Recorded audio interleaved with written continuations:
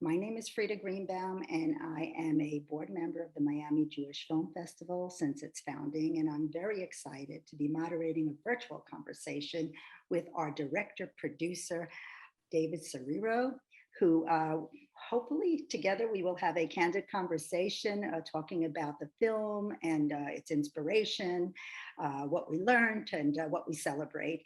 And I am thrilled to introduce David to you. Hello, Frida. How are you today? I am very happy. I'm very happy to be doing this. I am so honored, and I just want to echo on what you said. It's really, the honor is really mine to be interviewed by yourself. And of course, I want to give a big shout out to the wonderful Miami Jewish Film Festival, who is, despite the COVID and all the difficult situation, is still bringing beautiful filmmaking and this beautiful Jewish culture, as you said. So I'm eternally grateful to the Miami Jewish Film Festival, and on behalf of our dear friend ELIE TAHARI, which we're going to talk, of course, he also wants to thank all of you guys for showcasing his beautiful story. Thank you, Frida, for doing this. Thank you. With pleasure. Let me be transparent first. I am a fan of our film festival director, Igor, and I am very grateful. I believe in Beshert, and when he asked me to do this interview with you, he only knows me as a person who's in the fashion business.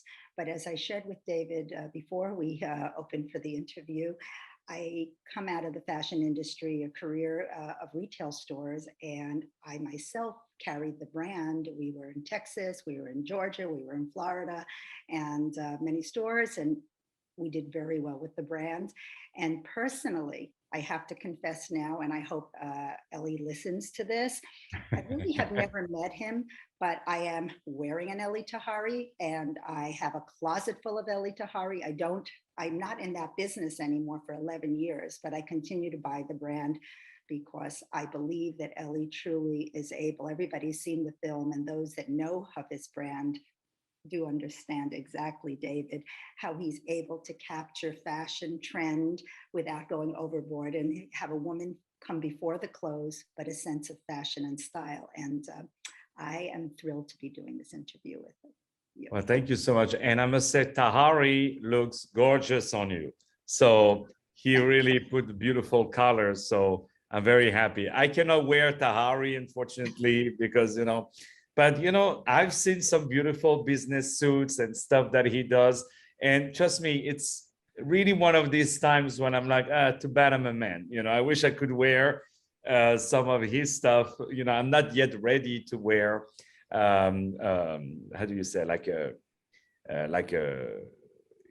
jacket, female jacket, or anything like that, but I maybe, or skirt, but one day that might come, In our world, everything is good. So yeah. Listen, David, I thought you were a film director and a producer, and I started reading about you, and then I see that you have this illustrious career as an actor, entertainer, opera singer. I was taken back. Tell us a little bit about yourself, and at this point of your life, to even jump into how the making of this, did you think of it before? Had you had a plan? Was this part of your midlife transition? Tell us how it all came about. But first, I would like everybody to learn a little bit more about who David Serero is and what he has done in the past. You didn't just get born, so. I reborn today, thanks to you, But no, I'm so delighted by your question. Thank you so much. Well, I'm an opera singer, and I've always loved to entertain people, and I've started to produce shows and write shows, but with my own signature, where I took basically classics that I made them very Jewish, very Sephardic Jewish, and I'm the producer of a film festival in New York, and I always thought that someday I will go into movies by making my own movies and producing them and writing them and maybe even starring them the same way I do for my shows. I write them, I produce, I direct. Of course, sometimes I'm just hired as a singer, but most of the time that's what I do. and then COVID happened, and I met Tahari Elie before COVID, right before for the film festival, and I was really inspired by his story. And then during COVID, I had this great partnership with a streaming platform who took some of my shows, theatrical performances, who originally were destined only for archives. They were not destined really maybe to be on YouTube or something. But then a lot of people wanted to have theater. It was a time, oh, theater are closed. How can we watch theater? So all these streaming platforms were more and more demanding of theatrical productions. And then from that, I was like, I cannot produce a fiction movie because actors, wouldn't play during the COVID. So maybe just a documentary. So I thought documentary was easier. It turns out it's way more difficult than filming fiction, because when you have a fiction and you want to illustrate something, you put two actors. I mean, I exaggerate, but you put two actors and they say it, and then you own it, and you don't have to bother anybody. But for a documentary, you need to find archives, and this is really how people make money, by selling you the archives or licensing you, and you have to find archives. So that's really how the movie started. And I spoke one night with the Elie, and he was delighted of that idea, and we connected right away. We became very good friends, and he was very touched actually that I started to look into his life. And as I always say in many interviews, he's someone that I really would love to look like, someone I look up to, definitely. You and Elie have a common background in terms of being immigrants and of Sephardi descent. So did that play into one of the reasons of many that you were able to get Elie's trust, that you wanted to do the movie? And you had mentioned earlier that you had in your mind that you might be doing movies down the road. It was an option. It wasn't suddenly one day you woke up. And my question is, had you thought about doing specifically documentaries like this? And was that relationship what sparked it? Well, if you try always to fit a cube into, let's say, something round, you would have hurt everything. Nothing would work. So it's always whatever you have, you start to design something around it to be sure that you can achieve the best thing to give it justice. I don't think it's the fact to be Sephardi that really convinced Elie. I think it came from two things. The first thing is that he believes that his story needs to be told, and he's someone who is always going with the yes and always let's do it. And this I started to realize that the bigger the person is famous, or the bigger is more known or whatever, the more accessible it is actually, or kinder is the person. And the second thing, it has to do with the personality. I told him, look, the way I presented myself, the way I spoke to him, the way I was professional with him, and the way I invited him, and he saw that I'm a man of my word. That all these people, they are approached with a lot of people who have a lot of BS, but this time he saw that it was real, and that he never even asked, did you do movies before? Did you, can I see some of the stuff you done before? He was like, I trust you, do it. He saw me performing, of course. He saw my work as a stage guy, but he never asked, did you do even some movies before? And he knew that he came right away from the very interview, that he came really from a good place, like from a very caring place. So at the end of the day, that's what it definitely matters. But I've always been passionate about all these stories of people starting from nothing and not only succeeding. I'm not even talking about financially, because he reached out to crazy numbers, but I'm talking about these people who really were a game changer in their own category, in their own fields. Like Spielberg changed cinema, Tahari changed fashion, with the business suit, with all of that. We're going to talk about it, I'm sure. But So I've always been fascinated by these people who started from nothing, came to another country, another culture, another language, and even despite all of that, they still feel they are a second-class citizen, or they are, afraid to raise their voice or anything like that. So these stuff really was really inspiring to me. For good reason, for good reason. As we saw in the film, Ellie is a very passionate person and very strong in his ideas. So for you, were there challenges because he, even though he trusted you, he had thinking about how he wanted to be perceived? And was there a moment, or more than one moment, where as you worked together, he was less comfortable with where it was going and that you had to kind of turn around and do a pivot? Well, it's I'm used with the stage to always be very prepared, but whatever happens, to be able to pivot,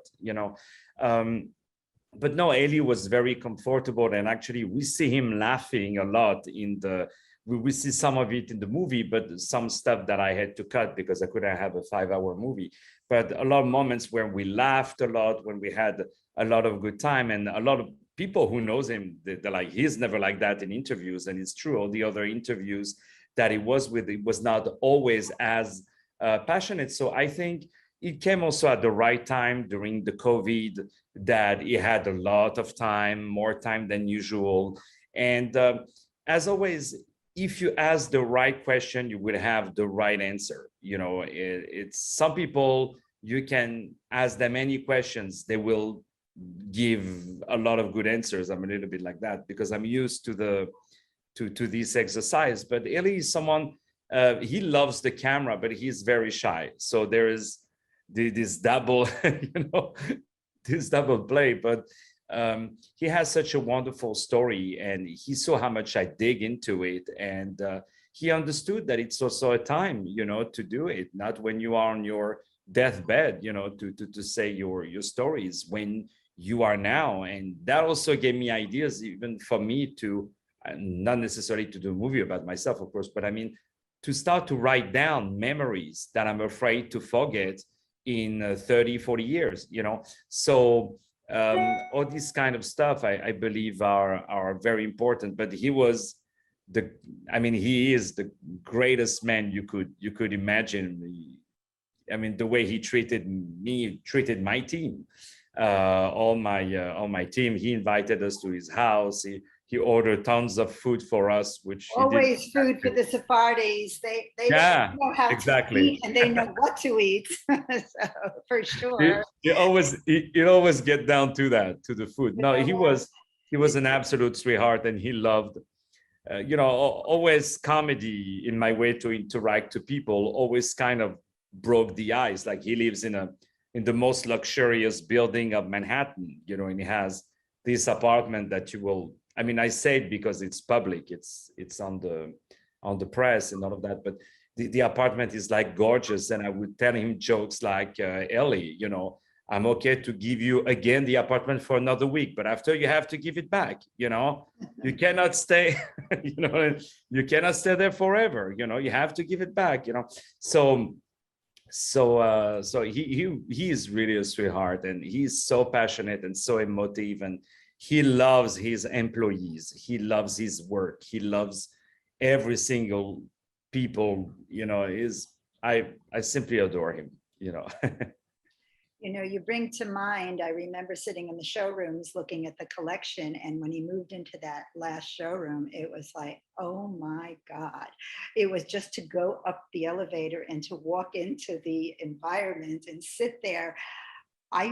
Many designers showed out of closets and they were quite successful, but this was really a testament. So I could only imagine how magnificent the apartment is. But I guess you were talking about your personal relationship. Would you say that there's any one thing that you would share that was a personal moment with Ellie that maybe it made it to the film and maybe it never did? It was like an experience you had with Ellie that moved you, that maybe didn't didn't even make it to the film? Oh, I mean, there were so many things. One of the biggest challenge, Frida, I had on the movie was how to bring 4 decades of fashion. I'm not even talking of life, 4 decades of fashion, plus his childhood, him as a teenager, his parents, his grandparents, how to bring all of that into an hour. And I don't necessarily want to do a good film because, a lot of people tell me, oh, this is such a good film, and you watch it and you're like, all right, whatever. I wanted to do a movie that people can enjoy, and as I believe that we can enjoy something while learning, that it can be instructive. Also, I wanted that movie to be a little bit at the crossroad of for fashion lovers, for people who don't know about fashion, how do you create fashion, but to also to get something from the movie. He said many what I call impact phrases, that I really wanted to be like a typewriter that you see in the movie. I wanted that really so that people can really, I would say, implement and digest every of these masterclass phrases. So he's nothing about luck, trust me. He's really a pure, or everything that he has is the pure result of his dedication, of his hard work, and believe it in it. And also he used his ears. A lot of people succeeded at that time using their mouth. He used his ears, because one of his biggest success, and that is not in the movie, but he told me after, actually, when we were filming, is that he opened a boutique, and he became successful in opening boutique, but it was not his design. It was, other manufacturer that he was selling, and he was listening to what the clients, the women, were saying. They say, oh, I love this dress. Okay, why do you like it? Why you don't like this one? Why would you change in that? What is missing? And that way, he's not the guy who is gonna read the stats or an Excel sheet and see, he's just gonna ask, do you like it? Do you feel good in it? When a woman tries something, how she feels, I think that I hear you, and I know what a good listener he was, because I saw his response to design and how it followed what women wanted. The WWW, what women wanted, women's wear, you think about it, and ELIE really did know what we wanted. And I think I would love for you to talk a little more, whether, it was just myself watching the movie or whether you've heard it from others. It was always my understanding in design that a designer has a concept and a silhouette in mind, and then they make the color and the theme and the fabric fit into their image.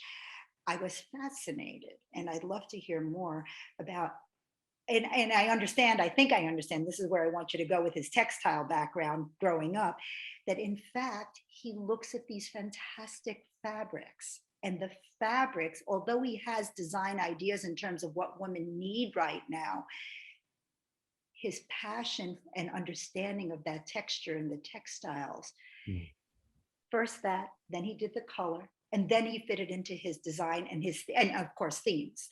And I'm curious whether, when you did that, did you yourself pick up that that's unusual, very unusual? Yeah, what I really, I was used to that because I do, sometimes in my show, comedy and all of that, and I use that kind of I would say of mechanism, which is you have, when, let's say you have a comedy routine, you have some jokes that are A, some jokes that are B, some jokes that are C, some jokes that are D, And of course, nobody writes right away jokes all the time, you know. So what you do is you try them. And as much, if you have a 1 hour routine, step by step, you remove the C, the D to keep only A's everywhere. So he kind of used this technique long before anyone else. So what he did was very smart, is that a lot of the fashion that was in the 70s, in the 80s, even as a matter of fact, in the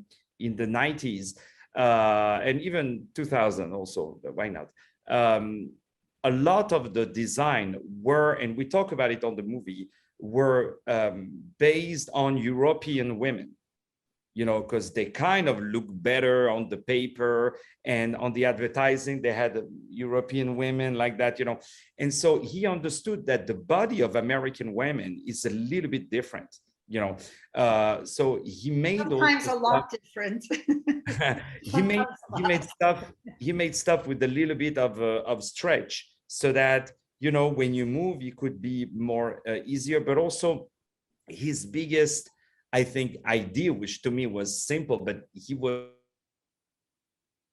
and all the designer told me, Tahari understood it, is that he used women who were working in his office to be the fitter, you know, of what he was doing.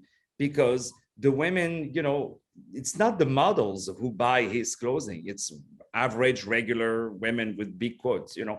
But he understood that, so he made it try on them, and get also the feedback right away. But also, you do many mistakes, which he told me, we do many mistakes. Sometimes we create stuff, we design it, we think one fabric is the thing, we create our own fabrics, and then they go and they're like, it's not working. So this is why everything, and note well what I tell you, everything that you see on his website or his stores are for sure going to make an impression on people, because they've been so much tried out. They've been tried out in front of people he knows, people of trust, of many, many women. He's surrounded by many women, and he loves and respects them so much, and admires them. It's absolutely lovely.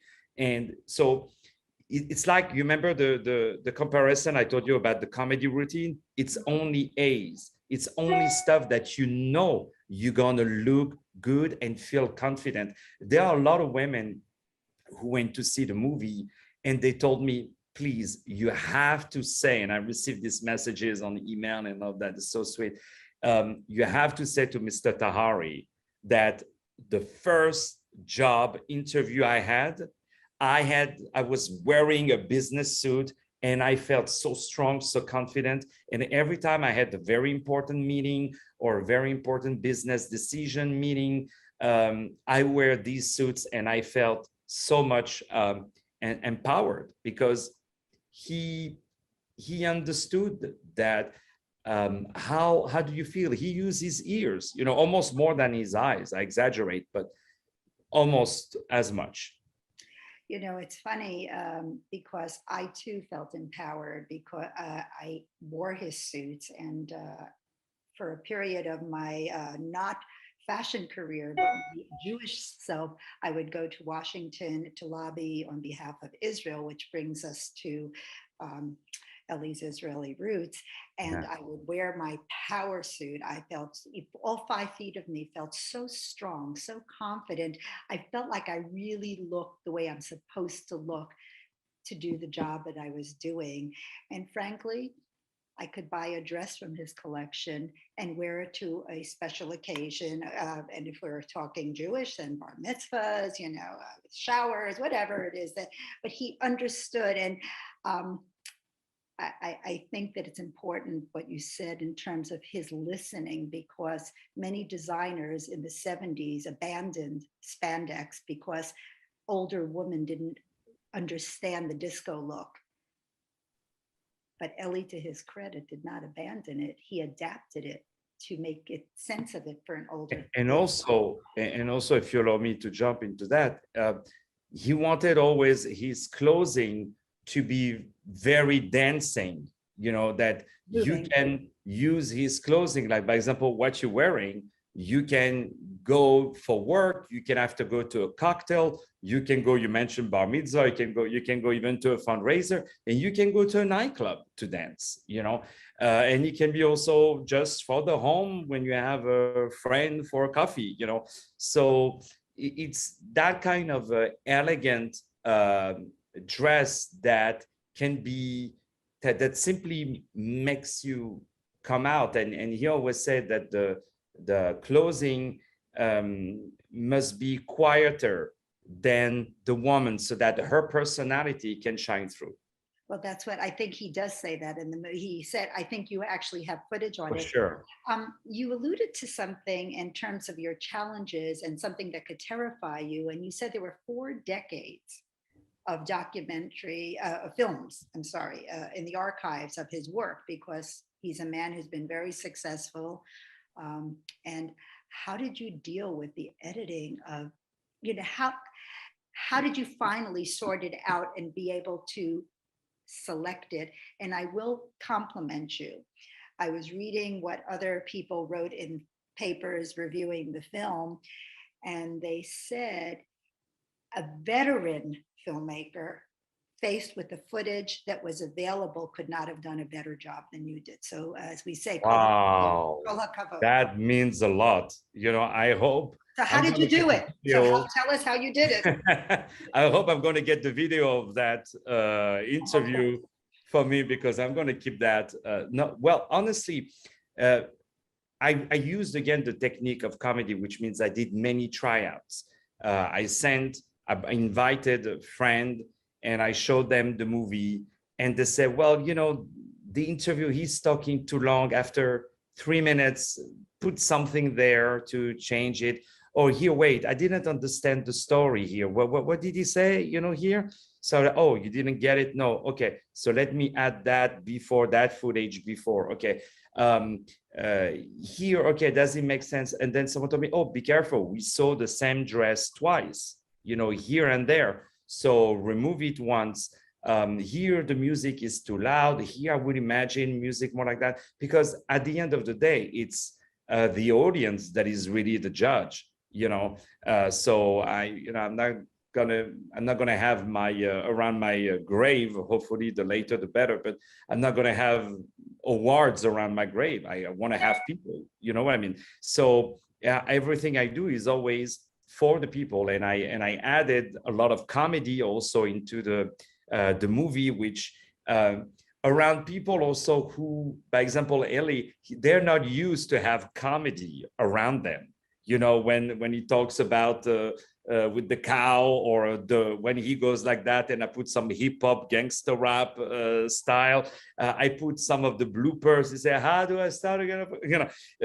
All these stuff were very funny because he's such a likable personality, but it was also very hard to get the footage because you had to search from many places, because ELIE is someone who, of course, he looks back to his past, but not in the way that, oh, let me collect all my archives so I could look at my trophy. He looks at his past, like his origin, his culture, but he's always moving forward. He's not all day long on a computer. He takes his phone, he thinks, he hears about something, he thinks it's a good opportunity, he takes his phone and calls, but also I showed the movie to ELIE. I show him 2 cuts. I show him the first thing where I told him, look, I'm going to show you a skeleton. There are a lot of stuff missing. Tell me if you think of this and that. And he has a wonderful, wonderful team with him, and people like CJ Busco, Scott Curry. They're absolutely first-class people, like top of the world. And they also came up, we say, oh, wait, I think we have a photo of that. Oh, wait, I think we have a video of that, or maybe that person might have a video. And of course, the people I interviewed, like Fern Malice, who is the founder of New York Fashion Week, Terry Higgins, who was a very journalist, so business, so she knew how to bring the business side also. And also Denise Basso, Nicole Miller, who are also from the era, I would say, and they're also very important fashion designers. So it was interesting also him to be seen by his peers.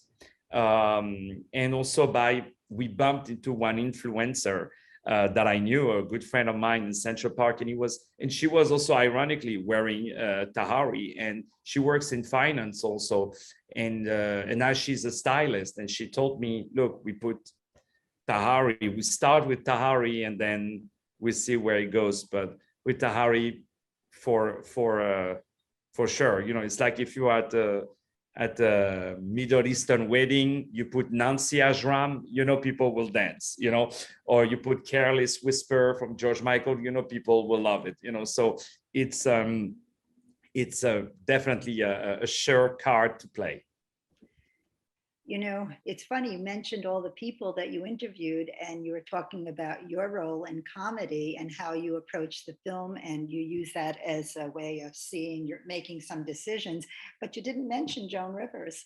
And I was fascinated personally to see that relationship, because until that segment, I must share that I thought he was so serious, so serious.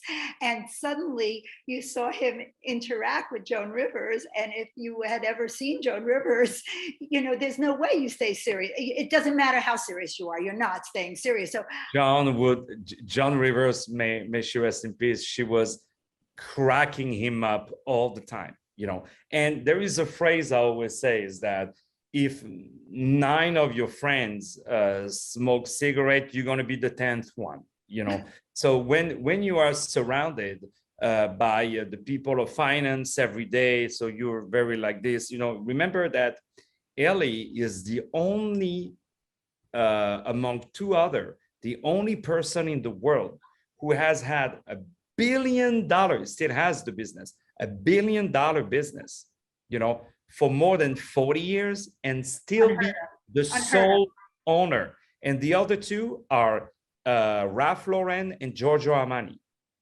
So just to give you of where he stands, that he's not just a genius in terms of design, but he's also a very smart businessman. But anyway, to get back to Joan Rivers, we owe to Scott Curry, one of the very dear collaborator of ELIE, this interview with Melissa Rivers, she's such a sweetheart. She's so passionate and she's so brilliant. And beside having her own, of course, career, and I follow everything she does. I'm a big fan.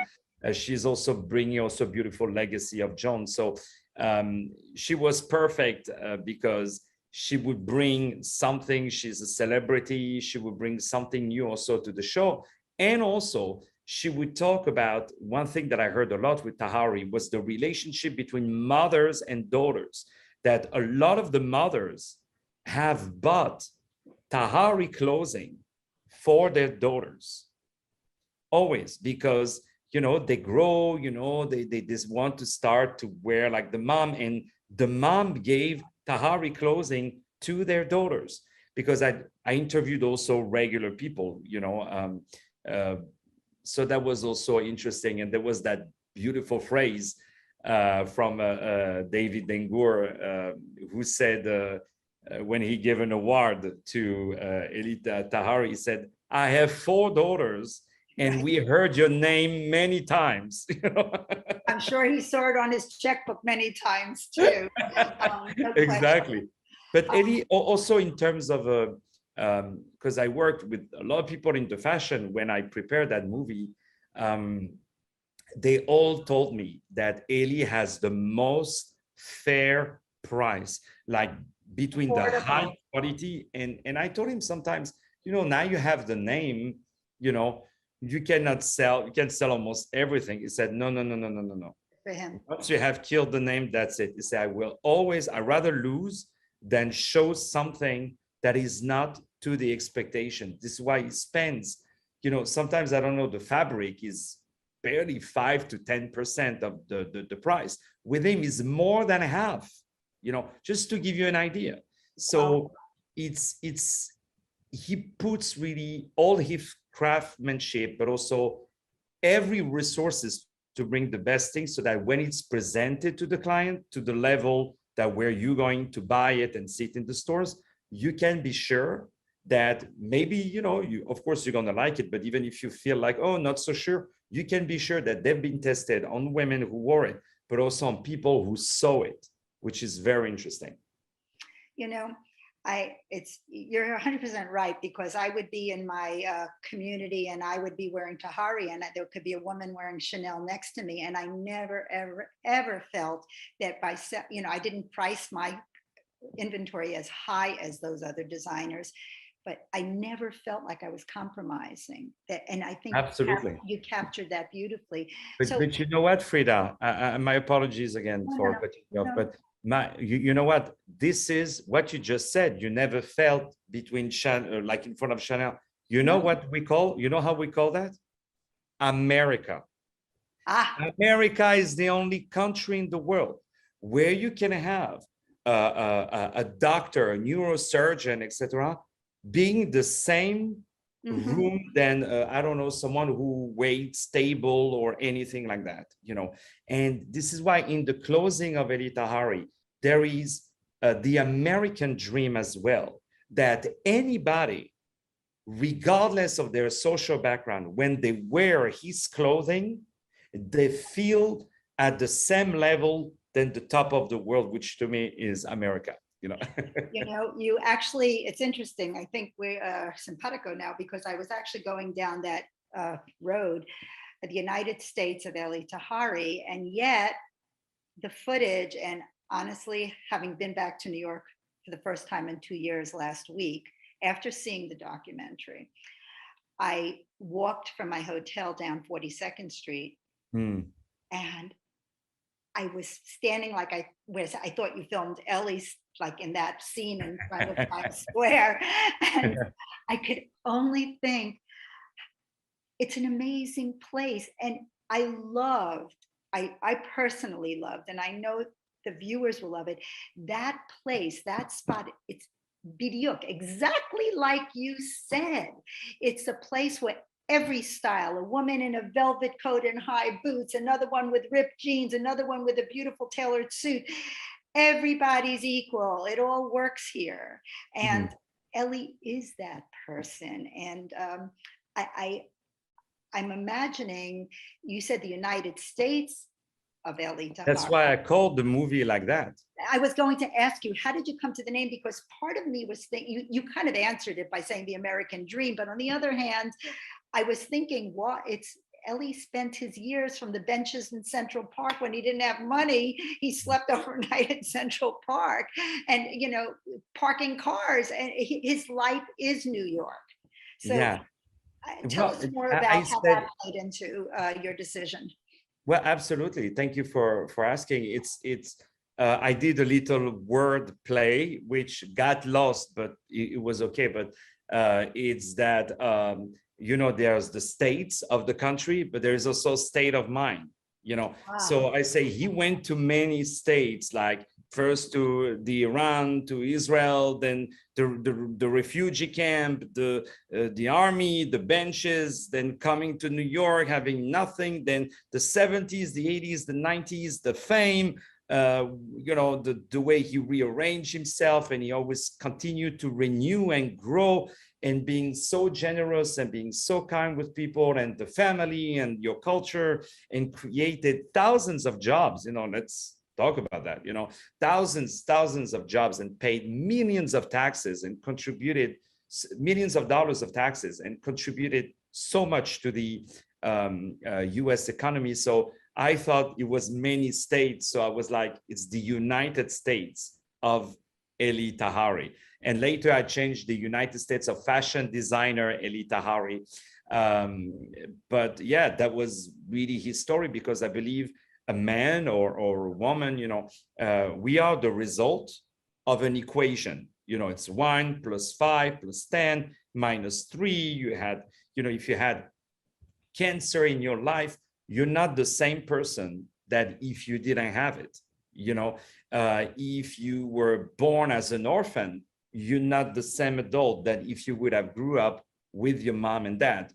So we're all the result of an equation. And I believe what is the biggest, I would say, mathematical change in his equation.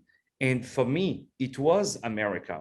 So there was one review in I forgot which country it was, Lithuania, maybe, I don't forget where it was.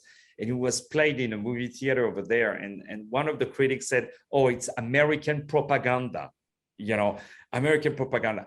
I really don't think so. But for me, yes, would he have been the ELIE TAHARI we knew if he would have had a career in Chile or, in Peru or in Russia? I don't know, because there was something that with disco, with New York, the era when all these immigrants arrived and no Americans wanted to really trust them. So they were working together, the Jews in the garment market, which so it was something that there was a joke I cut it at the movie because I thought that was like a heavy joke. I said, do you know what is some Jewish mother had two sons. One is going to make a medium career, is going to be a cardiologist. The second is going to have a big career, is going to be a schmatologist, like from the schmatz. So by the way, that was a wise cut, because when somebody will say to me, you're in the schmata business, it's like, ouch. Oh, yeah. No, it's interesting because I speak Yiddish and it shouldn't be doing that, but there's something that is almost demeaning to it, to me, and I don't know that it's always intended. So I thought that's a good cut. That was a good yeah, no, I mean, I had also, cuts such as, you have to understand the people of Iran in those days that chased, literally, who burned the store of Eddie's father, are not the same Iranian that we can see today in America, and who are absolutely adorable people. As a matter of fact, the movie was even played in Iranian film festivals, and I was sure they're going to cut like the Israel stuff, and not at all, absolutely not. And as a matter of fact, even won an award. But we are working to have it played in Iran, in movie theaters in Iran. And I said to Eli, Neshama, because I call him Neshama, my soul, I say, Hamoudi, I say, if I'm invited to Iran, because my mother was born in Iran, so I knew that you had immigrant story, but I didn't know your mom. I knew that has to my be dad was born in Morocco. Yeah. My mom was born in Iran. I was born in France, but in Paris. And I said, we go, and he said, I go 1,000%, But one thing I learned from the movie way after is that when I showed the movie to my mom told me, do you know that I was in Mabarot, in the refugee camp, at the same time that Eddie was? Wow. And she recognized the pictures and all of that. So, it was beautiful. I have a question, and I think that we're going to have to come toward, I could ask you many more questions, and I'm as much as you want. It's a privilege and it's an honor. I would like to believe that you'll be making many more films that will be part of the Jewish film festivals and other places, and that we'll get to meet in person in a better year. But last question on the film itself.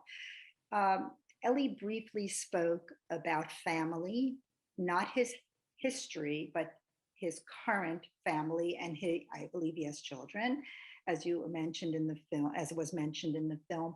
But there wasn't a whole lot about his personal family life from once he arrived. And I'm curious, was that edited for another day's movie? Is that going to come in another film, The Personal Life of ELIE TAHARI? So how did you make that decision, and why? No, well, he spoke with about his children. He spoke, he was married once, and nothing is going on much in his personal life. He really loved his children to death, and it's so funny because he will cut himself the fruits for his children, even like now, And I just would like to do one thing, Frida, because I think um, I think it needs נשמה, מה נשמע חמודי? תשמע, אני עכשיו בטלוויזיה בשביל for the Miami Jewish Film Festival, okay? And the lady I'm interviewing, you know, I don't know if you see, she's wearing Tahari. The lady, you know, this is for, you see Miami Jewish Film Festival. So we're talking about you.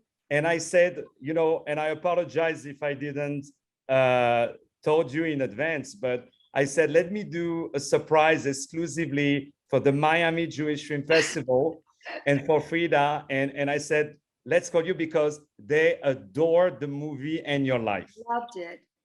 We loved it, and really a big surprise for me personally, because I used to sell your clothes, Ellie. I had a chain of stores. We did business as CMJ, and we absolutely carried and sold, and I wore, and I went to lobby for Israel in your suits. And this morning took me a long time to get dressed because I couldn't decide which ELIE TAHARI I was wearing. Wait, I put it for you so you can see. Yeah. So really, I hope next time we will get ELIE to come to us. Blue purple jacket. I thank you so much. You made me so happy today. It makes me so happy to hear a customer and a good loyal friend talking about the product. Thank you so much. But Well, let me just say this. The most important takeaway that I had is that, as we say with our people, you're a mensch. You are a good person. You're a loving person and a caring person. And your kindness, your courage, your tenacity, everything came across in the movie. And I think David did an amazing job putting you out to the world. yeah, wait, she was just telling you, that you are a mensch. You're courageous, that she really loved the movie. Your courage, your inspiration, and your story really is a heroic story, not just for an American, but for a Jew. And your story, everything about your family that you grew up loving, the textiles, the feeling, and how you helped them. It's a beautiful story, and I'm very, very, very happy that we are featuring it at the Jewish Film Festival for so many of the women who love what you do, who did not know about you personally, to have the opportunity. Thank you so much. Well, listen, I know you are very busy. You're in the car, but I just, you know, wanted to show that I have some connection with you, that I didn't, that I knew you a little bit. Thank you so much. תודה רבה נשמה, אני אוהב אותך. תודה ממי. להתראות ממילה. Thank you. Bye, נשמה. This תודה was ממי. special. Bye. David, thank you so much for doing that. Did you see that? Honestly, I really wanted I'm to sweating. I'm sweating. As they say in comedy, I'm verklempt. Did you notice I took off my glasses? Yeah, I'm going to remove my hat, as a matter of fact. So, but you know what? Let us tie things together, because as I said, I would love for you to come back and be here in person, and we can do this. I would love for you to come to my house, but I do know Sephardi cooking. I'm not. So we will take you on. I have a chance. I have a chance. I wrote him very quickly. I said, can I call you with video, please? And he said, of course, you're my friend. You can call me anytime. He wrote that. I love that you called him Hamudi. Hamudi. I call him Hamudi. Nobody in his team, it's all Mr. Tahari, Mr. Tahari. And I'm like, Hamudi, Neshama, Neshama. He's the sweetest guy. He is, you know, he is, to me, I understood that the American dream, it's something that you pass by like a baton, you know. And it's true that, you know, as Melissa Rivers says it in the movie, that usually people tell the story of their parents, their grandparents, and say you're lucky when you can hear the story directly from someone's mouth. At the top of his game, because ELIE is so sharp. He's been He's so creative, so smart. I mean, I want to look like him someday, you know. Well, I think many, many. So tell us before we our time comes to an end, what's next for you? You said you're in Paris filming another movie. Are you able to share anything? Of course. But you know, for you, I have no secrets. You know, in terms of This is good. at the Miami Jewish Film Festival. First of all, I want to thank Igor. I want to thank Douglas. I want to thank you. I want to thank all the community of Miami, all the people of Miami. And when I say all the people, is any ethnicity, religion, because I make you remember that you don't have to be Jewish to appreciate a movie. You know, it's open to everybody, and this great festival does it perfectly.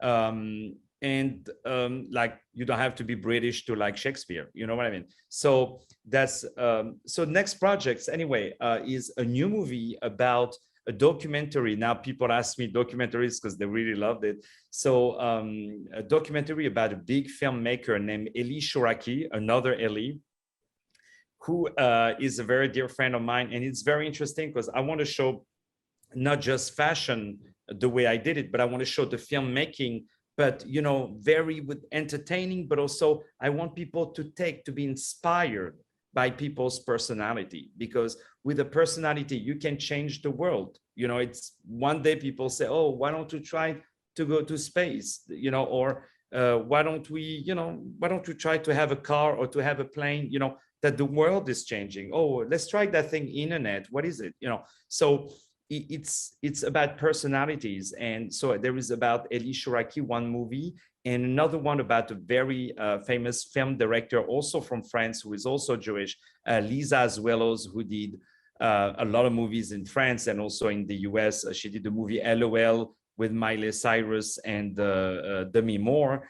And so there are these two movies. And of course, I have a lot of shows. I'm performing in Dubai in 2 weeks, a lot of concerts. And I received offers to produce a TV series and also a talk show, you know. So I'm super happy, and it's only the beginning. It's like I feel, you know, since that day to do movies, it's like I'm starting my career now, you know, because I've been singing for almost like more than 25 years. So I feel like, you know, I've done it. Of course, I enjoy it. I need to sing every day almost, but I'm excited now with going with the unknown of the movies, and now with the TV talk show that I've been asked to produce just a few weeks ago for a new TV channel that there's in France. So it's fun, and I can't wait to go back to New York in February and do more shows off Broadway. I'm really excited.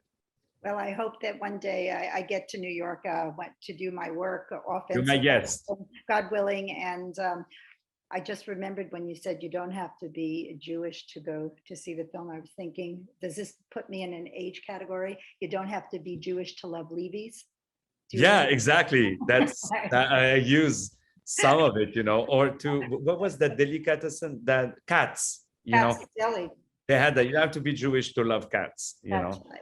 Well, once again, I do want to thank you, David, and I want to thank, as you already did, all our sponsors, all our members, the community partners, the volunteers, especially the volunteers at the film festival who make the film festival the success it's been, and all of the film lovers participating in our 25th year milestone.